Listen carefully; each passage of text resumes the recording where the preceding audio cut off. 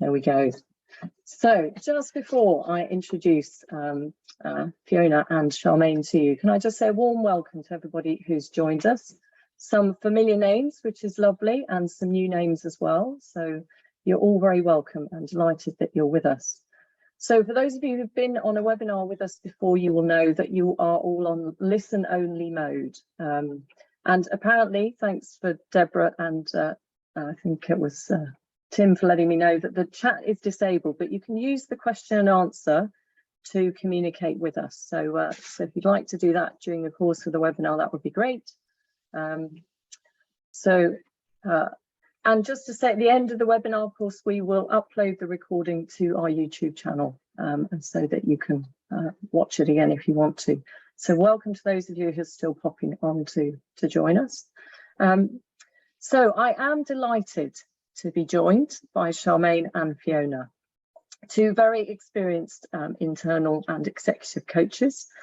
We've been working together for some years now, so thank you so much to both of you for taking the time to join us.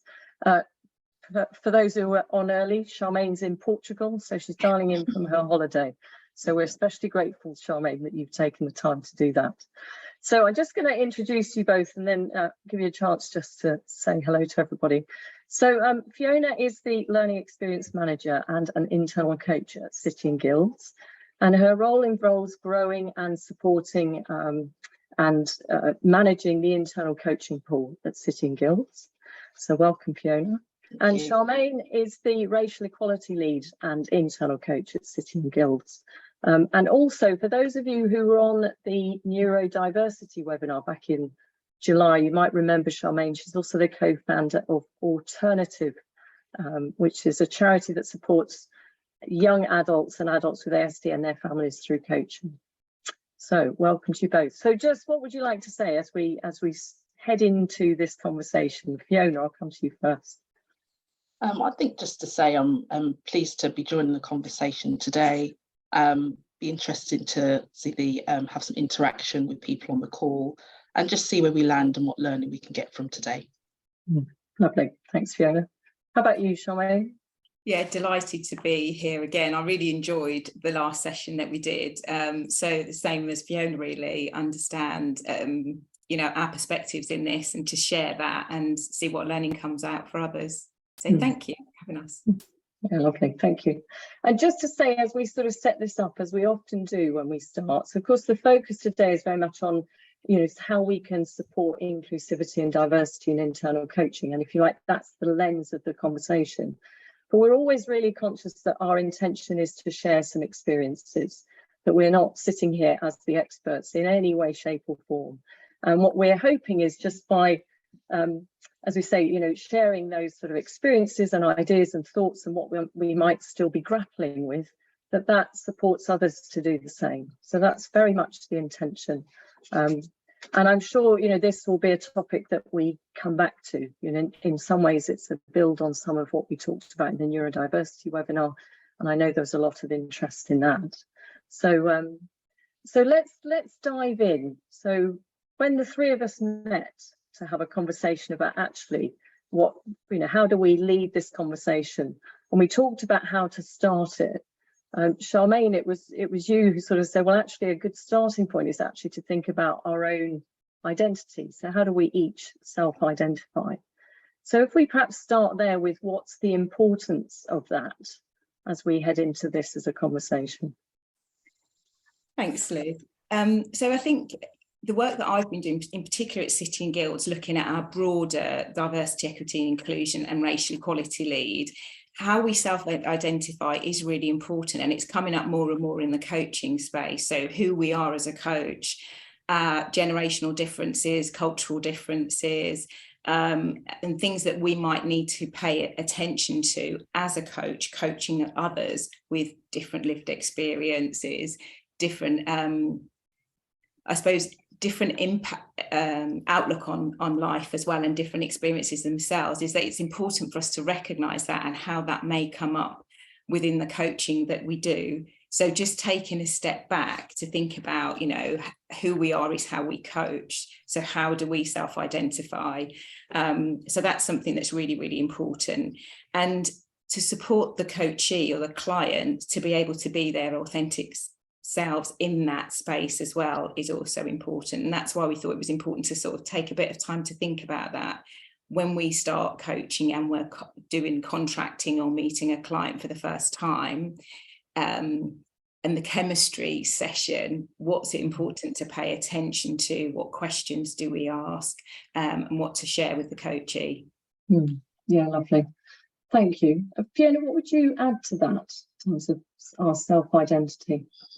I think echoing a lot of what Charmain has said, I think it's about having a kind of an appreciation and respect for other people's lived experience. And I think I'm accepting that we won't necessarily understand it all, because that's not our lived experience, but we should be curious about it and building our awareness about other groups' experiences, how they experience their differences kind of in the workplace or in society, and what the positive and negative impacts of experience these differences are like for them. So if we know more and more about their identity, we can kind of help and have them kind of bring their whole selves to the coaching. Yeah, lovely. And I think there's something, for me, of course, we really hold that non-judgmental space for someone, but I think there's something beyond that here, as you're both saying, about getting really curious about actually, how is someone's lived experience of the world different to mine? And therefore, what might I need to pay attention to as a coach, or be curious about as a coach, to really bring that very consciously into the conversation. And I think we'll sort of get into a little bit more of some of the examples of that as we sort of head into the conversation. So Fiona, just building on it as an idea, how can we be more mindful perhaps of our own identity as a coach, and therefore what we do need to be aware of when we meet a coachee for the first time? I think it starts with a lot of kind of self-reflection and honest self-reflection, really, and being aware of our own conscious and unconscious biases, because they really do dictate how we judge and evaluate other people. And asking ourselves, what are our biases? Can we name them? Do we recognize them? And how do they show up?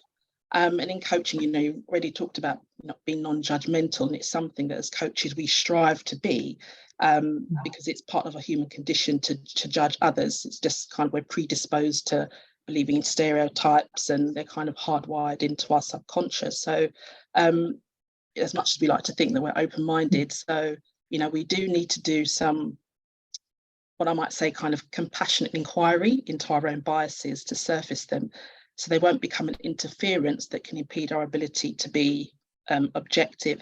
And I say compassionate because, sometimes when we're doing this kind of self-reflection and looking at unconscious biases, it can be quite uncomfortable for us, things that surface, and can be a little difficult to acknowledge those things that we've kind of taken on board in terms of our upbringing, our family, it might be from society or media. And so we need to be curious about our biases and see where they originate from, so we can explore them. And I started reading a book called The Leader's Guide to Unconscious Bias by an author called Pamela Fuller. And she invites the reader to do some exploration to build their self-awareness. So she asks the reader to think about, who are you? And to come up with some I am statements, so 5 or ideally 10 statements. So when I did this exercise, I was kind of saying, I'm female, I'm Black, I'm Jamaican heritage, I'm a mother, a lot of exercise, things like that, whatever comes to mind. And then what she invites you to do is to look at that list and think about which of those characteristics might cause you to feel biased positively or negatively towards other people. And you could mentally mark those with an X or physically on a bit of paper. And then it's to look at that list and which of the characteristics might actually make others biased towards you. So that original list where you looked at the X's, look at it again and think about which characteristics might make other people biased towards you. And again, mentally or physically on paper, mark those with a kind of 0.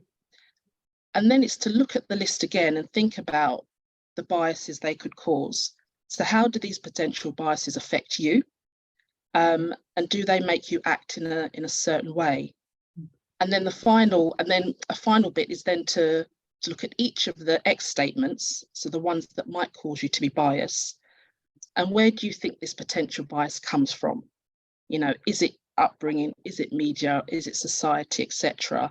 And what the author's saying here is, you know, we all have biases, they're tied to our identity, and who we are reflects how we feel about certain issues, and hence how we think about other people.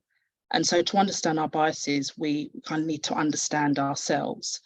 And so as coaches, we need to find a way to, or a process to surface our unconscious biases, I think, you know, to help us take steps to kind of mitigate their effect, to allow us to be as objective as we can be. Because we can't, it isn't about getting rid of them. You can't, they're kind of hardwired, but it's about challenging ourselves and becoming more aware of them. Yeah, and I know when you and I spoke earlier, you were really sort of conscious about pointing out that compassionate inquiry, because we do all have them. And I think actually one of the things that's been really positive about more of the focus on diversity and inclusion in all of its broadest sense is that focus on actually we do all have them. But can we, with some compassion, start to identify what they are and how they might show up in conversation, even with the best of intentions that we're being non-judgmental, you know, that actually they are there in the background and they are having an impact. And there's something about, if we're not paying attention to that, we're almost sort of kidding ourselves in some ways that they're not there. So yes, and we're missing that. We have a blind spot then about when we're in coaching, we bring those to the coaching, and it can have an impact on that relationship, even if we're not conscious of it. The coaching may pick up on something in our language or whatever it is. So it's really important to have that awareness and do that compassion inquiry.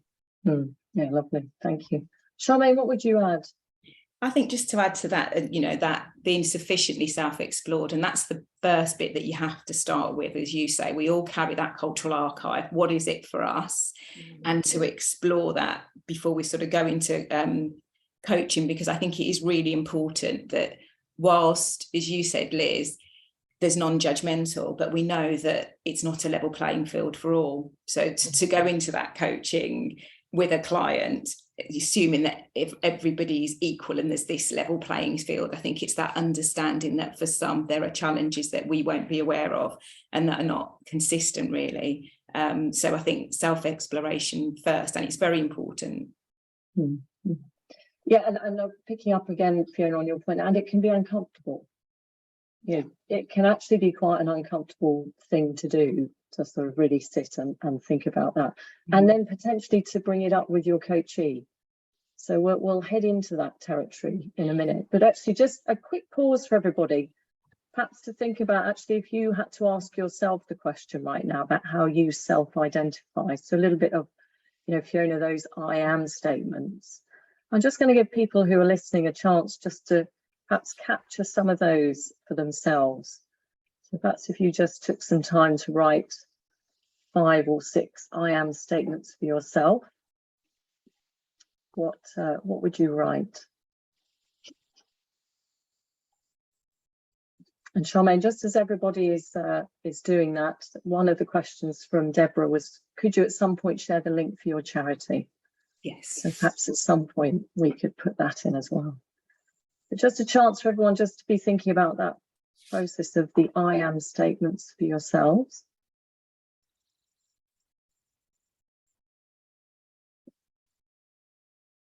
And the other thing, of course, we always invite as you're doing that is to notice what you're noticing as you're doing it. So what's the sort of physical response as you write some of those things down? What feels comfortable, what feels less comfortable?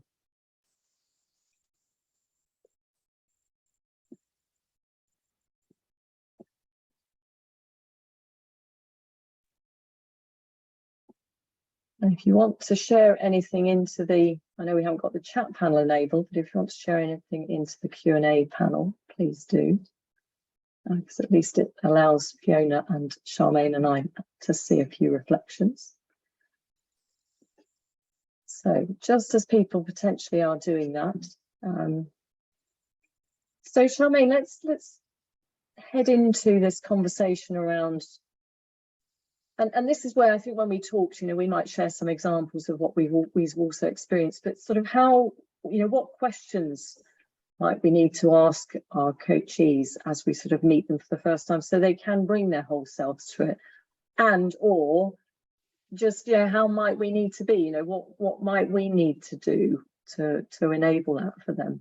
Yeah, and just to share an experience I had of being coached actually by an internal colleague, and we had sort of 6 coaching sessions, and towards the end of the session when we were going through the feedback, one of the things that I highlighted to her was an action that I said I would take, and on paper it sounded very sensible, very logical, but what was at play with that was my lived experience and the inequalities that I'd experienced. There was something there that was stopping me from taking that action, and we explored that actually, that because it wasn't her lived experience, it seemed like an easy thing to do because she would find it quite easy to do.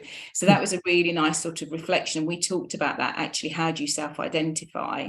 And she said typically as a white female, she wouldn't put white first. She would just say, you know, I'm a female, I enjoy X, Y, and Z, where I would always self-identify by my race or ethnicity. So I'm Black, and then everything else. So that was an interesting one to explore. And I think that recognizing how you self-identify and giving the opportunity then within questions as they come up. So what does the coach need from you? What would be helpful for the coachee? Is there anything that the coachee thinks it's important for you to know about them, and giving them some time to really think about that? And then as things come up, and it may feel a little bit uncomfortable, but just to explore that. So I've had a coachee say to me, I'm non-binary, are you okay coaching me? You know, absolutely. And we talked a little bit more about what that meant for the coachee. So it's where there's an opportunity and something comes up, just open that space up. And what would help you then, now that you've shared that with me, are questions that I would just to go a little bit deeper on. So yeah, I think that's really important. So as you say, there's something about actually just really inviting an open space that someone could share some things with me. So like the non-binary example.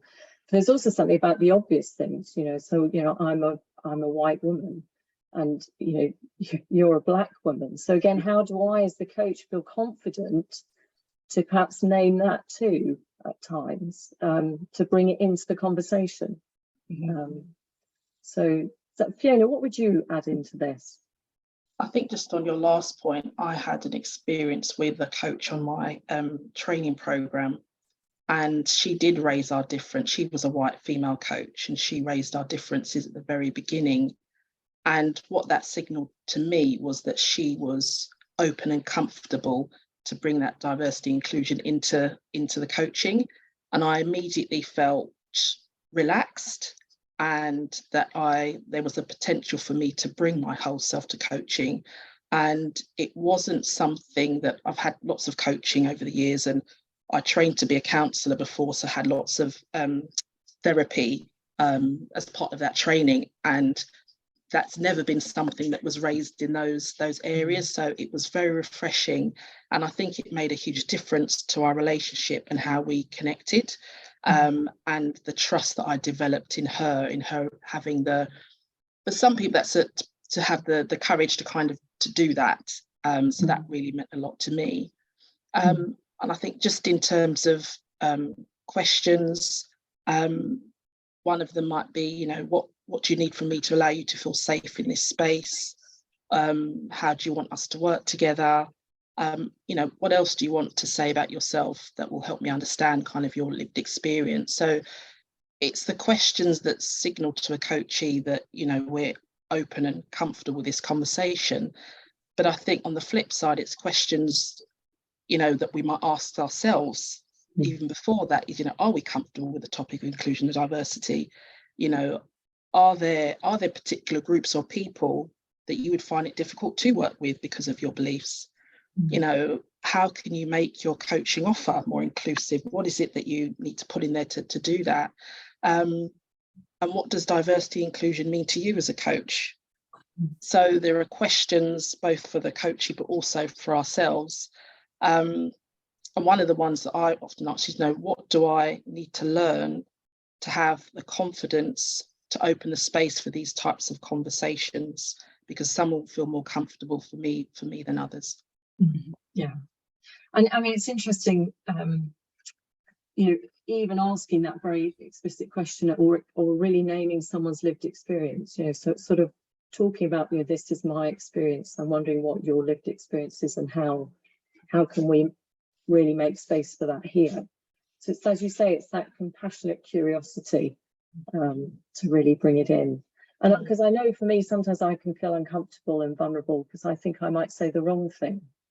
So I think there's something about, as you say, it's not always a comfortable space, but it is a place of compassion for yourself and also of learning. And it's a space we need to go into as coaches if we want our coachees to bring their whole selves and kind of role model that. So we have to, experiment with being vulnerable in that space. Yeah, absolutely. I'm just going to have a quick look at the Q&A just to see what. So an interesting reflection from Rob about counselling to coaching and counselling. And Rob, thank you for your how you identify. So thank you, everyone. So just heading into the territory, I'm always keeping an eye on time. It's amazing how quickly half an hour goes. So heading into the territory of the internal coaching provision that you have, Fiona.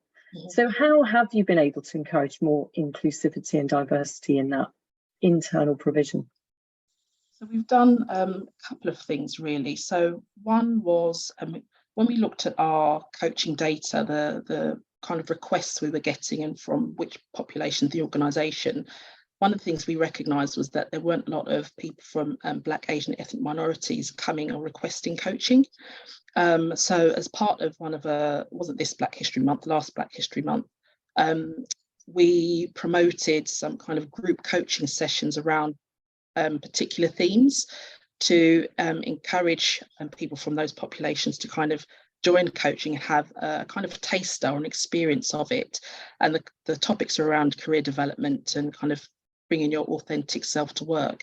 And they proved to be popular. And as a result of those, some of those people who participated in the group coaching actually decided to take up the one-to-one coaching provision that we offer as well, so they could explore some of those issues or others in more detail.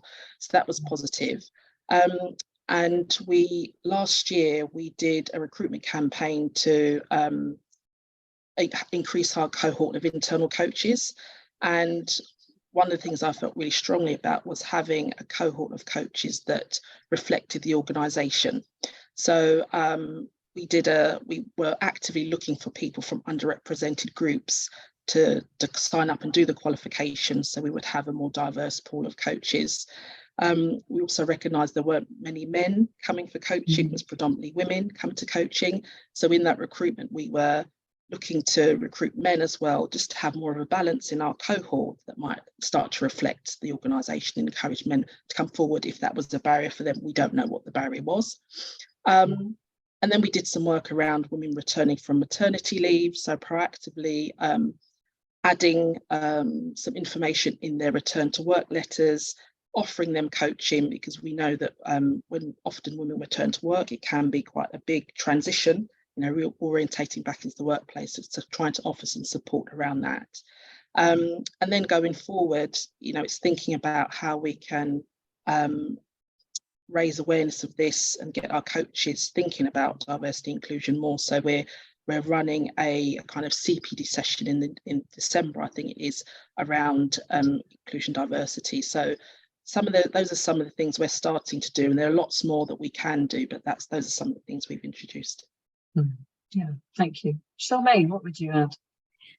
Just to say that I was one of the coaches that took part and took a group in the career coaching for Black History Month, and it was so important for the group in the coaching sessions, because one of the things that they shared was it was the first time they'd ever been coached by a person of colour, and coming into that space they felt that they could absolutely be their authentic selves, and that there was some sort of understanding of the challenges. So whilst our experiences were very different, the kind of inequalities that would emerge for them, it was, you know, understood and it was shared, so they could all really be authentic, bring their authentic selves to the session, and then nothing was off the table. There was no filtering going on, and they found that really, really powerful and really positive. So yeah, it is definitely something that we would do, and we've done something similar for International Women's Day, etc. as well. So I think that's a really positive thing, to create a safe space.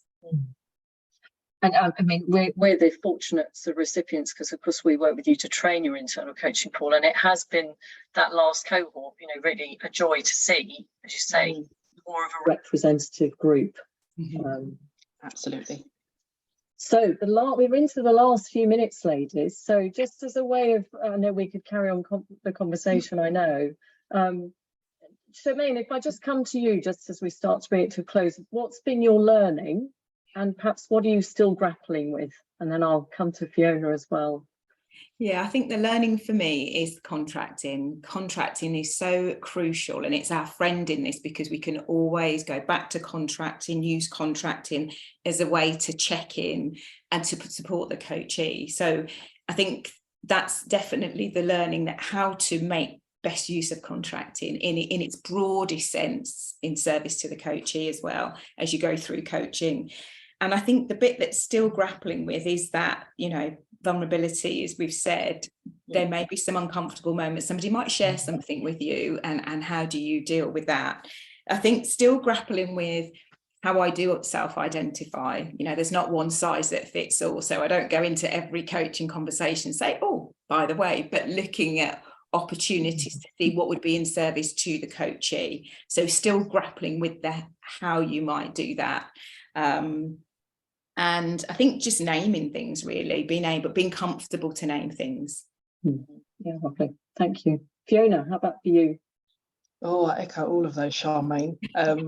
Definitely about the contracting being our friend. You know, I think for me, it's the importance of being more inclusive in my contracting and revisiting the way I do it, and having more flexibility in it, and expanding it a lot more, I think, has been the learning.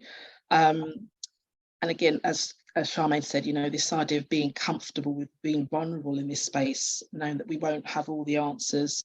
We may come across things that we don't understand, but being vulnerable, being able to step into that space is so important. And also the importance of education around inclusion, diversity. You know, have these blind spots, and how can we avoid any surprises? And I think the thing I'm grappling with is that I consider that I work at the non-directive end. So I'm still asking myself, so does the coach introduce diversity inclusion, or wait for the coachee to introduce that topic? You know, how does that work if I say I work at the other end of that spectrum? So I think that's the one I'm still grappling with. Yeah, thank you. And mine's very similar. You know, I'm struck by these two words of courage, you know, so some learning to perhaps be more courageous, and then the vulnerability of actually and accepting it, you know, I still find it uncomfortable at times. So, and I think what's really positive is that we're having the conversation and, you know, exploring it much more than we have in the past. And as you said, I think right at the start, it's becoming much more a part of coaching and coaching conversations. So, so thank you both. And there we go. It's half an hour. It's amazing how quickly it goes. So just again, just a chance for everybody. Just if you want to, again, you will also be grappling with things and have had your own learning. So if there's anything you just want to share into the final part of this, then please do. As we said at the start, you know, these webinars are always just about sharing experiences. So we're very conscious it may have raised more questions than it's answered, but I hope you found it helpful just to sort of share the conversation with us. So a huge thank you, Charmain and Fiona, to both of you. Charmain, enjoy the rest of your holiday. I will do. Thank you. Thank you for having me. And just to say to everybody else, so the next webinar is on the 14th at 1 o'clock, and it's all about coaching in uncertainty. So Damien will be holding that with Paul Golding. So we hope to see some of you on that as well. So thanks to everyone, and I look forward to seeing you all soon. And thanks again to Charmain and Fiona. Thank you. Thank you. Thanks, everyone.